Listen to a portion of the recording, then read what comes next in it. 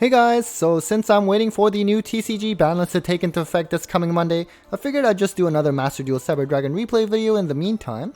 So our list is still the same as the last time, although I was considering even changing Maxx for evenly matched, considering all the Eldritch decks running around, but then I'd start getting paired with Drytron and, Bird Up, and I figured, you know what, I actually do still need the Maxx. Now, if you want actual in-depth explanation of the Cyber Dragon cards, you can check my most recent deck profile, and you can also check out my How to Play Cyber Dragon video to learn how to play the deck. All of the links will be down below. Now, this is Season 2, and I dabbled a little bit, and I'm in Platinum Tier 4, I think, now. Not going to bother grinding to Platinum Tier 1, since I'll be moving towards playing on Dueling Book again when the new ban list kicks in.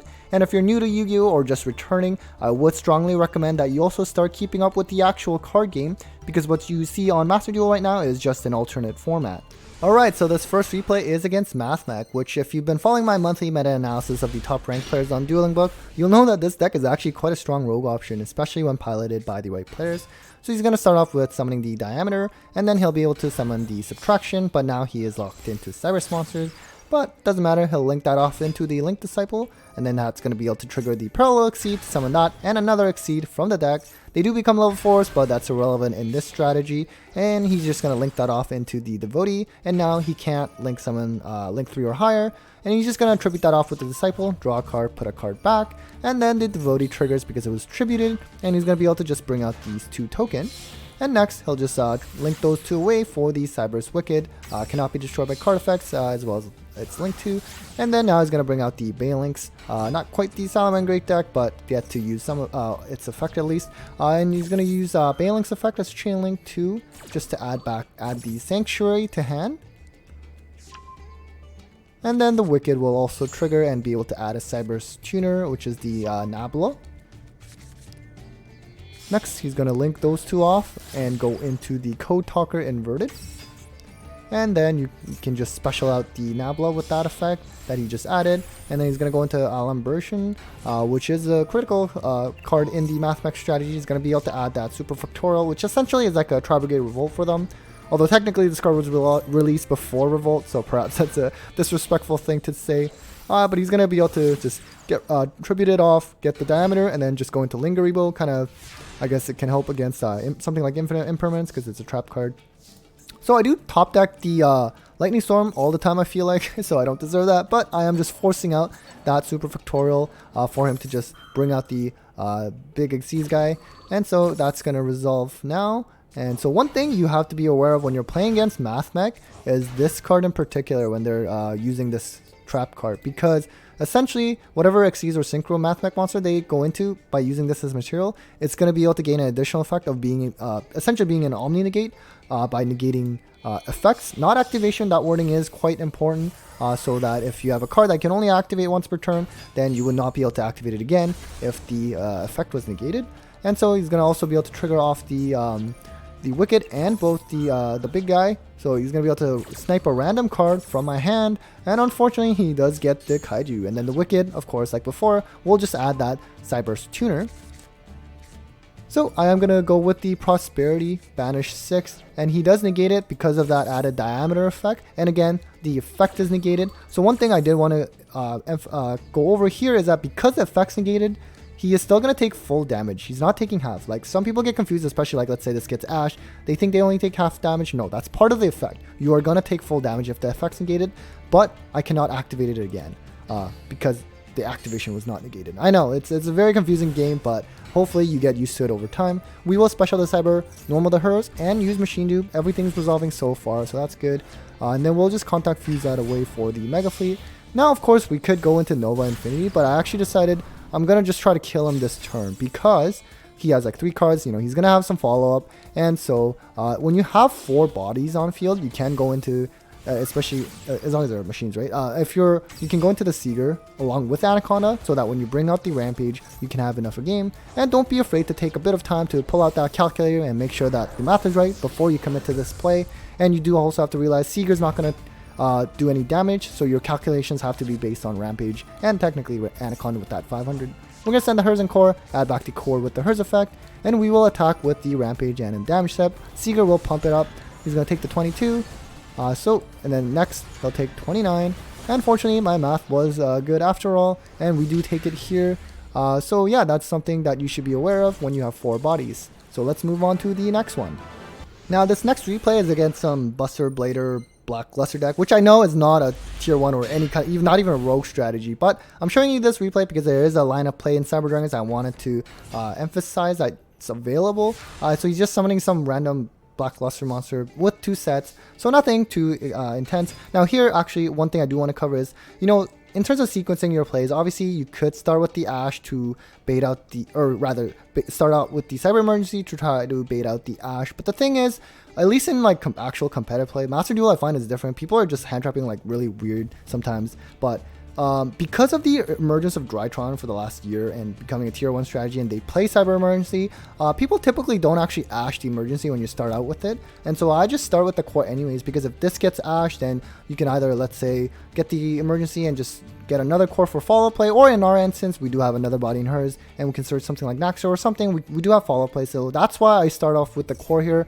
It does get met with an Ash, which in this instance is, you know, not as good, because it would have been nice if he Ash the Emergency. He's going to use the Buster Blader trap here to bring out the Buster Dragon. And for those of you who are new or returning, Buster Blader Dogmatica was actually a very popular strategy among competitive players about you know, like a little over a year ago when Dragon Link was tier 1, because essentially this turns all of your monsters to dragons, and if you, when he brings out the Fusion Buster Blader, any dragons on like your field cannot activate their effects and will be switched to defense mode. I am pausing here, so basically I'm gonna trigger the droplet, and all I really needed to do was actually just send the Emergency, because all I have to do is negate this, right? But the thing is, I also wanted to clear the core off my field, because I wanted to actually search the original Cyber Dragon, and to do that I need no monsters. So that's why I'm getting rid of 2. Might as well just negate and reduce attack of both. But really all that matters was negating Buster Dragon, and you'll see why I'm sequencing it this way. So now we will special the Cyber Dragon, and we'll do the Overload Fusion to go into Rampage. So this does look a little bit awkward, don't get me wrong. So we will go into Rampage, and we'll pop that back row first. So we'll do that, which ends up being the Destruction Sword Trap, which kind of works out for his favor, because now he can bring out the Fusion Buster Blader. But again, we negated this card, so that Fusion Buster Blader really doesn't do anything. So he will banish the 2 materials and bring that boy out. He puts it in attack mode. Not really smart, but doesn't really matter because the defense is only 2500. So now one thing to note, on the first go around, I'm actually not sending the Herz. I'm actually sending Nachster and Cyber Dragon. And the reason for this is we're going to go into Nova, and then we're going to revive back to Nachster and then bring back the Rampage and do it again. So that's something that you have to be mindful of. So we're not bringing Nachster back yet. We're going to go into Cyber Dragon first. They are 2 level 5s. So we can still go into Nova this way.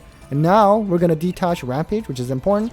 Then we bring back the Nachster, use that effect, and bring back the Rampage. We're not locked into machines because we use Rax's revival effect. Another thing that's important, if Rampage was not properly fusion summoned, let's say it came out of Nova's effect, or somehow, right? And so, like, if you got Nibiru or something, in that case, you would not be able to revive back the Rampage because it was not summoned properly. And that's not even specific to Rampage, that's just a general rule in Yu-Gi-Oh! For those of you that are not aware, any monster from the extra deck has to be summoned properly if you want to be able to revive it back from the graveyard. Along with some exceptions, I'm sure, but that's just the general rule. So we will go into Infinity now,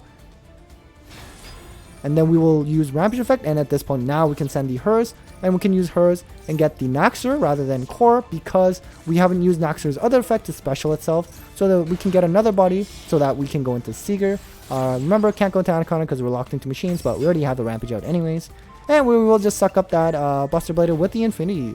We're going to pump up the Rampage with the Seeger, and then we will just be able to attack for game. But unfortunately, our opponent scoops, so we don't get to finish that replay. But again, that's a line of play that you should be aware of in terms of the Nova with a Rampage and bringing it back with Nachster. So hope that was useful. Okay, so this third replay is against Eldritch, and I do lose this one, but I'll at least show you what I was trying to do. Unfortunately, no back row hate here in our opening hand. So our opponent will start off with the Eldon and pay the 800 and just add a golden land. And he's going to add the Conquistador. And he's going to set 4 and pass. Very riveting gameplay. So we will draw a turn, Galaxy Soldier. That's just terrible when you only play 2 soldiers, because it just doesn't do anything now and you can't plus off of it. He's going to shotgun the Sanguine, which essentially tells me he has the golden land counter trap available. We're going to start off with the emergency and we'll get the core.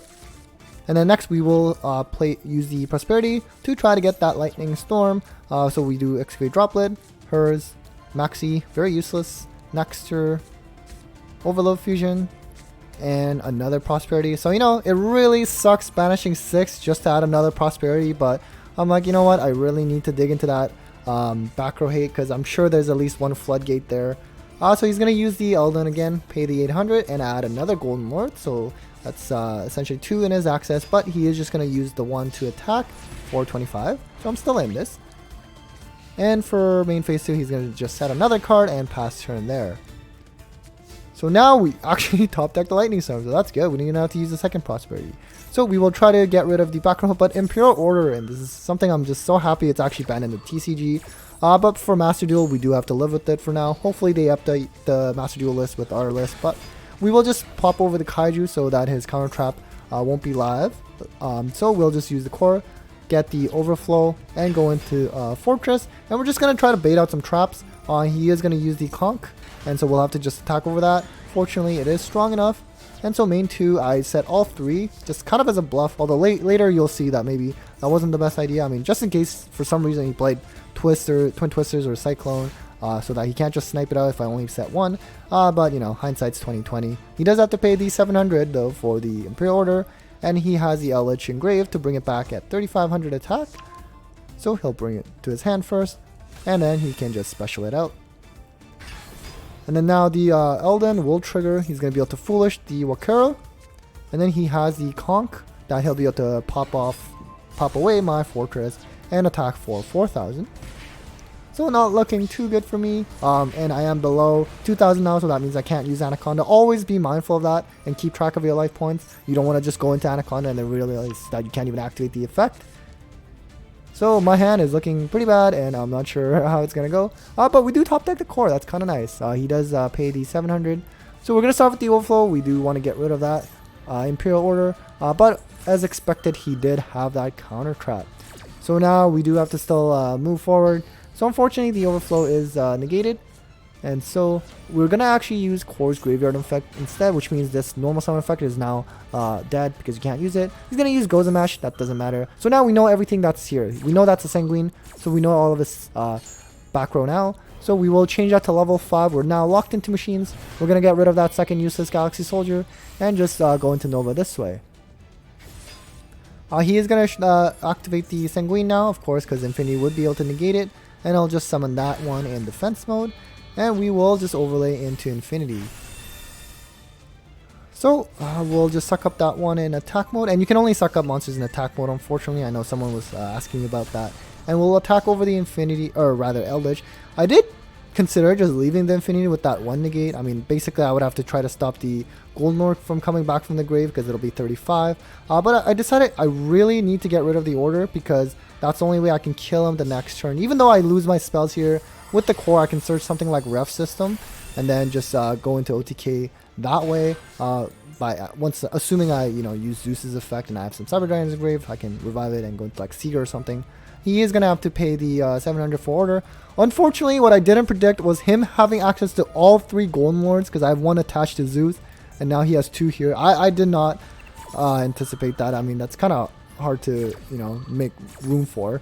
So unfortunately he is going to be able to send the Zeus, so that sucks, and we do lose here because all he needs is really just any kind of back row that he can put here so he can revive back the Golden Lord. And I do surrender here. I mean, I trigger the Herz, but really it doesn't matter. So at least I can at least show you what I was trying to go for. So now let's move on to the next one. Okay, so this replay is just something that shows when Maxx goes wrong, and I am forced to go first, and I usually don't do anything and I just pass. But you know what, I was like, I haven't played against Mech Knight at all this entire time of Master Duel. I'm like, I'll take my chances. I'll set the Overflow. It's dead right now, but maybe if I draw original Cyber Dragon off Maxx, it becomes live. But unfortunately, it actually does end up being Mech Knight. So I get really punished here because there's 2 cards here. Gyusa actually becomes a tuner now. So that can be, you'll see later why that helps for him at least. But with the Overflow being destroyed, I do get to add the Repair Plant. And I am going to just trigger that Maxx now. He's going to try to summon the tokens. And so we at least will be able to draw. So he's going to summon the token on his side and my side. And we do get to draw. We draw an Imperial, which becomes dead now because we do control a card. And again, like I said earlier, because it's a tuner, it can now go into Hellkit Fibrax and special out the Scrap Goblin. We're just constantly drawing, not very good right now. And he's going to go into Wyvern. So now I draw the Ash, and this becomes huge. This was like a really good timing here. So he's going to be able to bring out the Goblin, special, try to special from deck. And this is where that Ash now comes handy and came really right at the right time. He would have been able to special another Scrap Monster from the deck. And I think I probably would have died if that didn't happen. Anyways, so it looks like he's still committing. I mean, he already let me draw so many cards. So we're just going to keep drawing. And he's going to summon the purple and banish that to get the blue sky. And then, oh man, Mech Knight monsters, like, I guess a lot of them have animation, so that's pretty cool. Our draws are not that great because, you know, we have enough extenders. I'd rather have more going second cards. But, I mean, can't complain, I guess. He's going to go into Unicorn now. Another cool animation there. And we keep drawing, and at this point, honestly, I'm just like, I can't even see some of the cards on the sides. And so he goes into Access Code Talker. So now I'm getting a little bit worried. Perhaps I'm just going to die. And he does first use that effect, boost it to 53. He's going to be able to use the Succession and bring out the Indigo Eclipse. And I'm just, well, I mean, I guess I didn't really need that one. But he is going to pop the token. But fortunately, I do survive now. So I guess it didn't quite work well for him. I do have 300 left. And now that's an example of Maxi going wrong because I just have so many cards. I have so many lines of plays. And he's going to summon the Lib and try to get access to a, you know, World Legacy spell trap, but we do have that imprint that we can finally use because the token is away from our field. And now we are looking pretty good. He only has one card. I have like 50 cards, so looking pretty good for me. And again, so many ways of sequencing the plays, but I'm like, you know what, let's just keep it kind of simple. So we'll try to just get the Nova Infinity out first, essentially. So we will go into the Nova here with the Cyber Dragon and the Soldier and use that effect. And then we will just special out the Cyber Dragon and then go into Infinity just to give us Omni Negate. And then we summon the core. I decided just to get Cyber Load. I mean, I'm like, you know what, let's make it a little flashy and go for the kill. I actually didn't even need the Machine Dupe. These three on its own would have been OTK along with Cyber Load Fusion, but I'm like, might as well. So we'll just suck up that Lib and then we'll just go into battle. So we'll go into 400 with the two Cyber Dragons for 21 each. And then we'll attack with the Infinity. And then just for some flair, we will just use Cyber Load Fusion, and didn't really matter whether we brought out Rampage or Cyber Twin in this instance, but for the first time, we will bring out the Cyber Twin and just attack there. Usually it comes up more when it's something like just like Core Cyber Dragon. You could attack directly with both, Cyber Load into Cyber Twin, attack for another 56, and that's 81, so that would be game. But in this instance, you know, we just brought it more so for flashiness. Alright guys, so that was it for another episode of Replays. Hope that was helpful in learning how to play the deck. Again, stay tuned for my next set of replays on Dueling Book with the new ban list that will take into effect soon. And for those of you that play exclusively on Master Duel so far, if you're interested in playing competitively, I would recommend that you take up Dueling Book as well when you feel ready. It's more of a manual simulator that will be the best kind of practice for playing Yu-Gi-Oh! That's it for me guys, take care.